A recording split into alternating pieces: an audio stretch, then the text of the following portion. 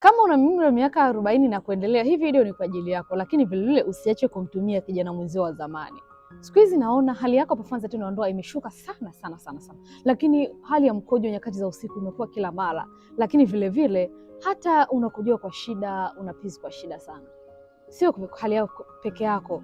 Ukijaribu kuuliza rafiki zako ambao mlicheza wote pamoja, hii hali pia inawakuta. Lakini haifanishi au haifanyi kwamba usijihisi kuwa ni mwanaume tena au kuanza kujidharau. Hapana, hii ni hali ya kawaida, lakini inatisha sana endapo ukiendelea kuiangalia na kuendelea kuitazama, kwa sababu hilo ni tezi dume.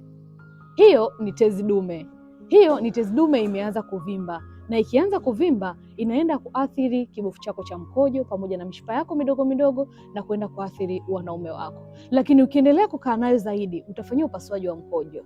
Nafikiri unafahamu au ulishawahi kusikia watu wafanyia upasuaji wa mkojo. Lakini ukikataa upasuaji, unaelea saratani katika mwili wako. Vipi, uko tayari kuondokana au kuanza kulimaliza hilo tatizo mapema? Basi huu ndo muda sahihi sana, kwa sababu nimekuja na programu maalum ambayo itakusaidia wewe kijana wa miaka ya zamani kuweza kurudi katika umri wa Gen Z. Unaweza kuchukua hatua sasa hivi. Namba yangu iko bio kama unatamani kupata tiba na ushauri wa kitabibu.